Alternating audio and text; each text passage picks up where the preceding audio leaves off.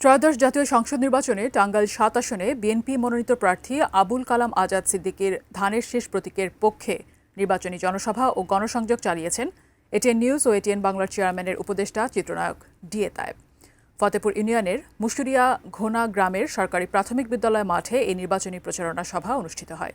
এই নির্বাচনী সভায় প্রধান অতিথি হিসেবে উপস্থিত ছিলেন বাংলাদেশ চলচ্চিত্র শিল্পী সমিতির সিনিয়র ভাইস প্রেসিডেন্ট চিত্রনায়ক ডিএ তায়েব।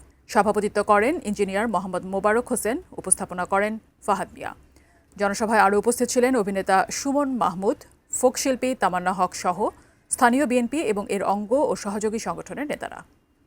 সারা দেশে মানুষজনের মধ্যে একটা আতঙ্ক বিরাজ করছে। এই আতঙ্ক দূর করতে হলে একটা লিগ্যাল গভর্নমেন্টের দরকার, গণতান্ত্রিক গভর্নমেন্ট। কারণ এখন সবাই পাওয়ারফুল, তো কেউ কাউকে মানতেই চায় না, এমন হয়ে গেছে। এই আতঙ্ক দূর করতে হলে অবশ্যই লিগ্যাল গভর্নমেন্ট আনতে হবে এবং লিগ্যাল গভর্নমেন্টের মধ্যে আপনাদের আবুল কালাম আজাদ সারা দেশের মধ্যে আমার দেশে 1 নম্বরে আছে। তার নির্বাচনে এত ভোট এগিয়ে আছে যে সারা দেশে আরো এত ভোট কেউ পাবে কিনা আই মিন ডাউট রিয়েলি।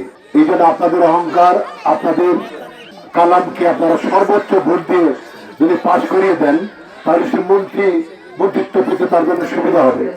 সব জায়গায় সবাই চিন্তা করবো যে এত ভোট কিভাবে পায়। এবং তারেক রহমান সাহেব তাকে খুব পছন্দ করেন উনি, এবং ওনাদের যে কমিটি আছে, ওনাদের যে উচ্চ পর্যায়ে বিএনপি যে লিডাররা আছে, তারা অবশ্যই কালামকে ভালো একটা মন্ত্রিত্ব দেবে, যেটা আপনাদের মন্ত্রী হবে।